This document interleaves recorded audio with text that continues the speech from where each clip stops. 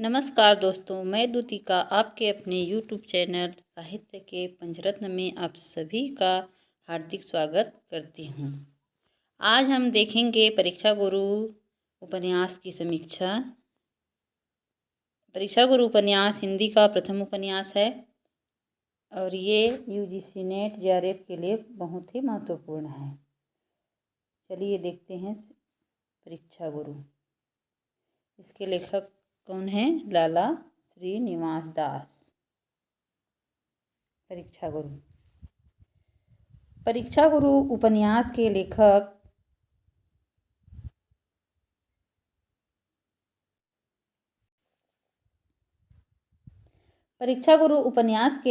लाला श्रीनिवास दास हैं। इनका जन्म 1850 ईस्वी में मथुरा उत्तर प्रदेश में तथा निधन 1887 ईस्वी में हुआ।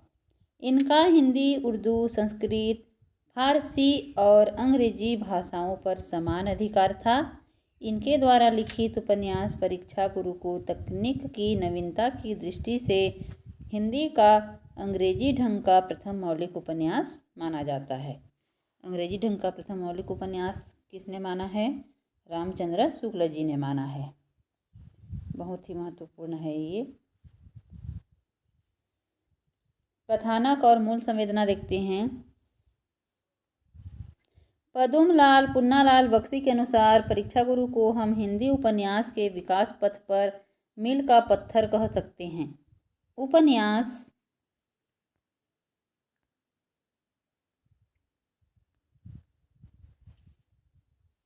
उपन्यास की भूमिका में लेखक के अनुसार अब तक नागरी और उर्दू भाषा में अनेक तरह की अच्छी पुस्तकें तैयार हो चुकी हैं, परंतु मेरे जान इस रीति से कोई नहीं लिखी गई। इसलिए अपनी भाषा में यह नई चाल की पुस्तक होगी। परंतु मेरे जानकारी में इस रीति से कोई पुस्तक नहीं लिखी गई है, कहा जा रहा है। इसलिए अपनी भाषा में यह नई चाल की पहली पुस्तक होगी। परीक्षा गुरु दिल्ली के एक बिगड़े रईस लाला मदन मोहन के पतन और उद्धार की कहानी है।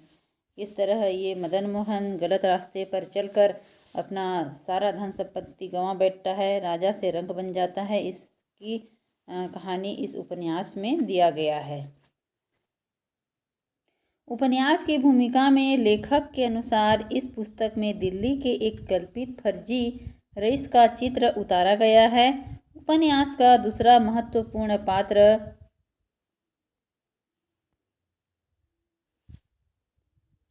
लाला ब्रज किशोर है। इनकी सहायता से ही लाला मदन मोहन का उद्धार होता है। मदन मोहन हमेशा चाटुकारों से घिरा रहने वाला, झूठी प्रशंसा और बड़कपन के प्रदर्शन का दिखावा पसंद करने वाला व्यक्ति है। उसके झूठे सभासदों में मुंशी चुन्नीलाल, मास्टर शंभू दयाल, पंडित पुरुषोत्तम दास आदि नाम प्रमुख हैं। जब तक इसके पास धन संपत्ति रहती है लाला मदन मोहन के पास, तो सभी उसके साथ बने रहते हैं, और जब इसके ऊपर विपत्ति आती है तो सभी जो है अपना हाथ पीछे खींच लेते हैं, कोई इसकी सहायता नहीं करता। ये लाला ब्रज किशोर यही जो है लाला मदन मोहन की सहायता करते हैं। ये झूठे मित्र मदन मोहन को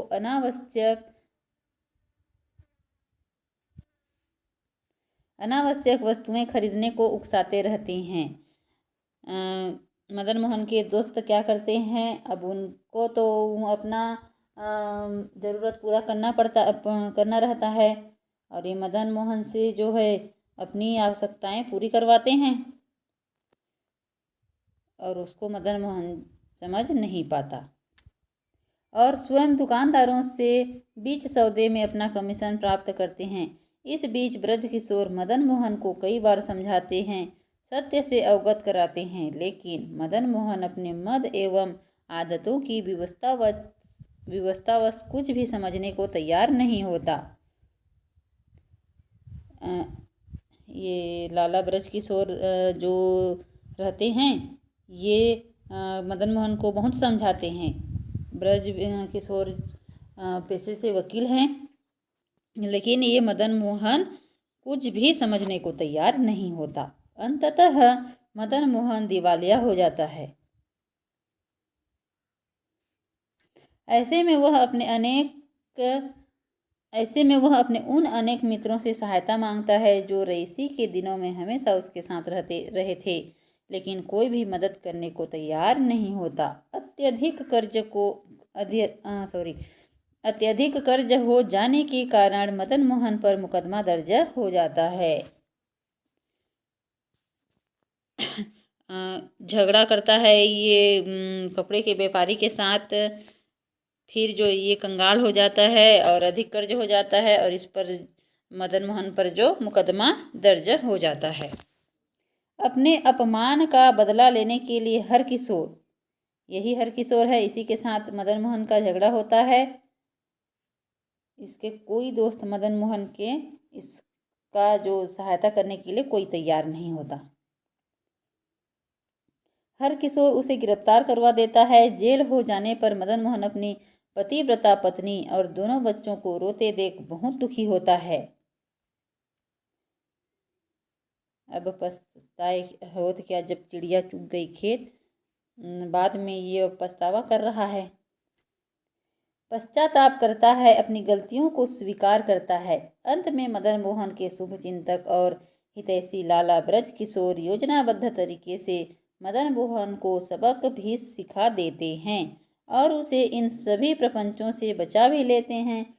लाला ब्रज किशोर की इस सोच से उपन्यास का शीर्षक भी सार्थक हो जाता है कि जो बात 100 बार समझाने से समझ में नहीं आती, वह एक बार की परीक्षा से भली भांति मन में बैठ जाती है और इसी वास्ते लोग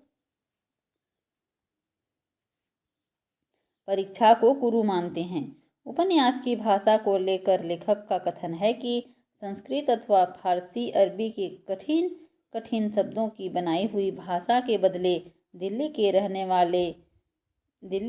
वालों की साधारण बोलचाल पर ज़्यादा दृष्टि रखी गई है। कहा जाता है ना, परीक्षा से भय देव हो या दानव सभी को लगता है, इसीलिए तो परीक्षा लिया जाता है।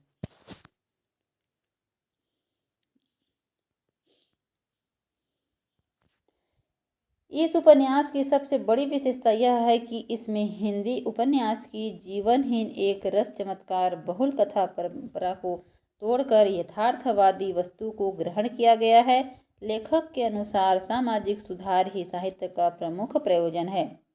उपन्यास का प्रारंभ सांकेतिक और नाटकीय ढंग से होता है, लेकिन इस नवीनता के बावजूद भी उपन्यास का कथानक अव्यवस्थित है। कथा के बीच बीच में लेखक द्वारा नैतिक उपदेशों से भरे हुए लंबे लंबे अंशों का समावेश किया है। यह भी उपन्यास को कुछ बोझिल बनाता है।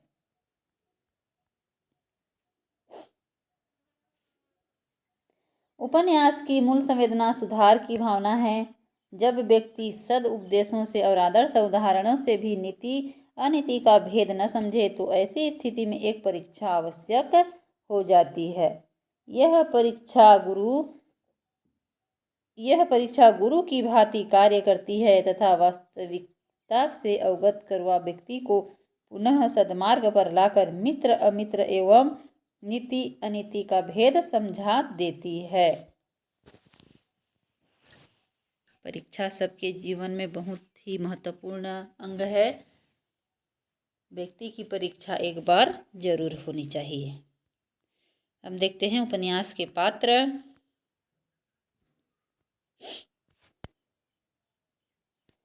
लाला मदन मोहन दिल्ली का एक रईस व्यक्ति है। पिता द्वारा जमीन जागीर एवं अत्यधिक धन प्राप्त, लेकिन चाटुकारों की संगति में सब कुछ गंवा बैठता है। सरल स्वभाव वाला है, लेकिन स्वप्रशंसा प्रिय है। उम्र 25-30 वर्ष के लगभग, दुनिया की रीति नीति से अनजान युवक के रूप में चित्रण है। लाला ब्रज किशोर एक ईमानदार एवं स्वाभिमानी व्यक्ति, मदन मोहन का सच्चा हितैषी, क्योंकि मदन मोहन के पिता ने अध्ययन हेतु बहुत मदद की थी। पेशे से वकील, ज्ञानी एवं उपदेशक की प्रवृत्ति वाले व्यक्ति। याद रखिए, पात्रों को ध्यान से आप लोग देखिए। पात्रों को पूछ लिया जाता है। मुंशी चुन्नीलाल अत्यधिक चालाक एवं अवसरवादी व्यक्ति। ये पहले ब्रजकिशोर के यहाँ 10 रुपये महीने में नौकर था। सदैव मदन मोहन की चापलूसी करना एवं अपना स्वार्थ साधना। मास्टर शंभुदयाल मदन मोहन को अंग्रेजी पढ़ाने के लिए नौकर के रूप में कार्य, बाद में उनकी हाँ में हाँ मिलाने वाले सभासदों में शामिल स्वार्थी एवं अवसरवादी। पंडित पुरुषोत्तम दास ये बचपन से मदन मोहन के पास आते जाते थे और उनसे इच्छानुसार लाभ प्राप्त करते थे। मदन मोहन को प्रसन्न रखने के लिए इन्होंने अपनी चिढ़ाने वाला नाम करेले की कर रखी थी। बाबू बैजनाथ अंग्रेजी का जानकार व ईस्ट इंडियन रेलवे कंपनी में नौकर, स्वार्थी एवं अवसरवादी मित्र। हरकिशोर मदन मोहन के यहाँ सामान लाने, मजदूरी इत्यादि करने वाला, स्वाभिमानी किंतु शत्रु प्रवृत्ति वाला, मदन मोहन के पतन का सूत्रधार। और अतिरिक्त पात्र भी हैं। इनके अतिरिक्त mister Russell, mister Bright, Hargovind, Lala Jawaharlal, Lala Hardayal, Hakim Ahmed Hussain, Bihari Babu, Jagjivan Das, Agha Sanjan, Nihal Chand Modi, Hiralal आदि उपन्यास के अन्य पात्र हैं। नीचे वाले पात्रों को याद करें या ना करें कोई ज़रूरी नहीं है, लेकिन ऊपर के पात्रों को याद करना बहुत ही ज़रूरी है। महत्वपूर्ण कथन मदन मोहन। लाला मदन मोहन द्वारा प्रीति के बराबर संसार में कौन सा पदार्थ है?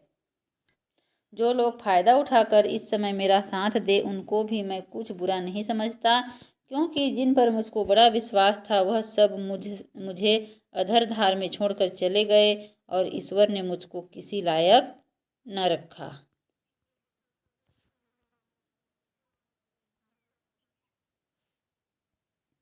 लाला ब्रजकिशोर द्वारा दूसरे की बातों में आकर अपना कर्तव्य भूलना बड़ी भूल की बात है। ईश्वर के नियमानुसार मनुष्य जिस विषय में भूल करता है बहुधा उसको उसी विषय में दंड मिलता है। अभी तो खुशामद में बहुत कसर है। साइराक्यूस के सभासद डायोनिस्य का थूक चाट जाते थे और अमृत से अधिक मीठा बताते थे। सच्ची सज्जनता मन के संग है। अनुचित कर्म से आत्मग्लानि और उचित कर्म से आत्म प्रसाद हुए बिना सर्वथा नहीं रहता। शतरंज के खेल में दोनों खिलाड़ियों को अपनी मर्जी मजनू चाल चलने की स्वतंत्रता दी गई है, परंतु वह लोग घोड़े को हाथी की चाल या हाथी को घोड़े की चाल नहीं चल सकते। आदमी की पहचान जाहिरी बातों से नहीं होती, उसके बर्ताव से होती है। अफवाह वह भयंकर वस्तु है जिससे बहुत से निर्दोष दूषित बन जाते हैं। जो बात 100 बार समझाने से समझने में नहीं आती वह एक बार की परीक्षा से भली भांति मन में बैठ जाती है, और इसी वास्ते लोग परीक्षा को गुरु मानते हैं। औरों के दोष देखने वाले बहुत मिलते हैं, परंतु जो अपने दोषों को यथार्थ जानता हो और जानबूझकर उनका झूठा पक्ष न करता हो बल्कि यथाशक्ति उनके छोड़ने का उपाय करता हो वही सच्चा सज्जन है। परीक्षा गुरु उपन्यास 41 प्रकरणों में विभक्त है। अभी तक ये प्रकरण पूछा नहीं गया है, इसीलिए मैंने उनका उल्लेख नहीं किया है। बस इतना याद रखिए कि परीक्षा गुरु में 41 प्रकरण है। आगे देखते हैं। प्रस्तुत उपन्यास में लेखक ने लाला ब्रजकिशोर के माध्यम से अनेक उपदेशात्मक वाक्य कहलवाए हैं। इनमें बृंद, हितोपदेश, हरिवंश, मनुस्मृति, विदुर प्रजागरे, कबीर, हजरत आदि, गिरधर, चाणक्य, भोज, प्रबंधसार, सारंगधरे, श्रीमद् भगवद गीता, विष्णु पुराण, गंग, भर्तृहरि आदि प्रमुख हैं। इसी के साथ पाश्चात्य विद्वानों के संदर्भ भी दिए हैं। इनमें pope, Lord Byron, gold Smith, William Cooper, Shakespeare आदि नाम उल्लेखनीय हैं। उपन्यास की भाषा हिंदी के विकास का प्रारंभिक रूप है।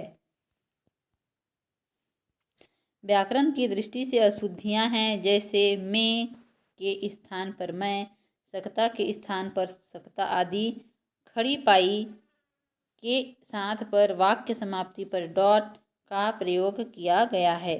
उर्दू शब्दों का आधिक्य है तथा अंग्रेजी शब्दों के साथ ब्यालू, फोटी, साथन, ओलंभा जैसे देशज शब्द भी विद्यमान हैं। पूछा जा सकता है कि कौन सा ऐसा उपन्यास है जिसमें वाक्य की समाप्ति पर डॉट का प्रयोग किया गया है। आप अच्छे से पढ़े रहेंगे तो बता लेंगे कि कौन सा उपन्यास होगा। तो धन्यवाद दोस्तों, यहाँ पर मेरी वीडियो समाप्त होती है। अब मिलते हैं क्लास की अगली कड़ी में। धन्यवाद सभी को।